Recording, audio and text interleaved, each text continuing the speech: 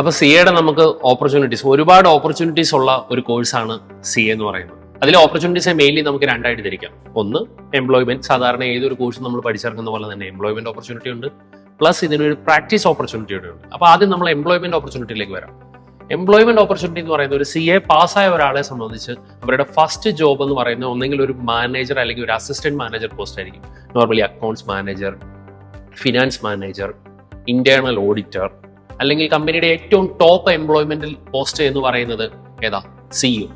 ഒരുപാട് കമ്പനീസിന്റെ CEO നിങ്ങൾ Google ചെയ്താൽ അറിയാൻ പറ്റും, ചാർട്ടേഡ് അക്കൗണ്ട്സ്മാൻ. പിന്നെ CFO, ചീഫ് ഫിനാൻഷ്യൽ ഓഫീസർ, പോസ്റ്റിലിരിക്കുന്ന മജോറിറ്റിയും ചാർട്ടേഡ് അക്കൗണ്ട്സ് ആണ്.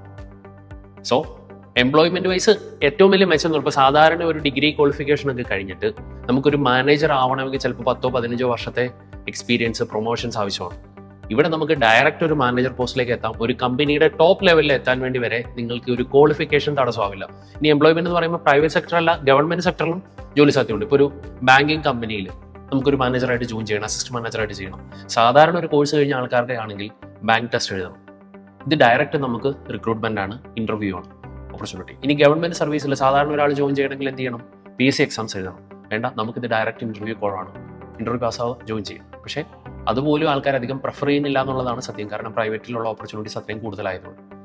ദെൻ ഓപ്പർച്യൂണിറ്റീസ് ഇതിന് ഇന്ത്യയിൽ മാത്രമല്ല, എൻ്റെ അറിവിൽ CA കഴിഞ്ഞ മജോറിറ്റി ആൾക്കാർ പുറത്താണ്, ഇന്ത്യക്ക് വെളിയിൽ തന്നെയാണ്. സോ വേൾഡ് വൈഡ് ഓപ്പർച്യൂണിറ്റീസ് ഉള്ള ഒരു കോഴ്സ് തന്നെയാണ് CA. ഇനി അതിൻ്റെ മെയിൻ ഓപ്പർച്യൂണിറ്റി എന്ന് പറയുന്നത് ഞാൻ പറയാം എംപ്ലോയ്മെന്റിനേക്കാളും കൂടുതൽ പ്രാക്ടീസ് ആണ്. എന്താ പ്രാക്ടീസ് ഓപ്പർച്യൂണിറ്റി എന്ന് പറഞ്ഞപ്പോൾ ഒരു ഡോക്ടർ ക്വാളിഫൈഡ് ആയിട്ട് എന്ത് ചെയ്യാം?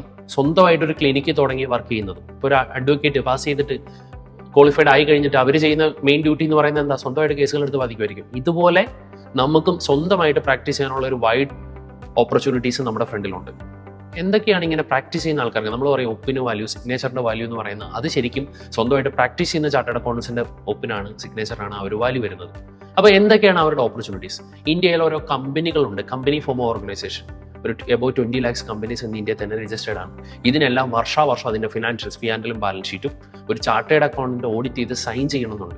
ഇത് ഒരിക്കലും എംപ്ലോയ്മെന്റിലുള്ള ഒരു ചാർട്ടേഡ് അക്കൗണ്ടിന് പറ്റില്ല, സ്വന്തമായിട്ട് പ്രാക്ടീസ് ചെയ്യുന്ന ചാർട്ടേഡ് അക്കൗണ്ട്സിന് പറ്റുള്ളൂ. പിന്നെ ഇൻകം ടാക്സ് ആക്ട് പ്രകാരം 1 crore കൂടുതൽ ടേൺ ഓവർ ഉള്ള ഓർഗനൈസേഷൻസിന് ഒരു ടാക്സ് ഓഡിറ്റ് കമ്പൽസറി ആണ്. ഇതും ഇന്ത്യയിൽ ചെയ്യാൻ നമുക്ക് മോണോപോളി റൈറ്റ് ആണ്.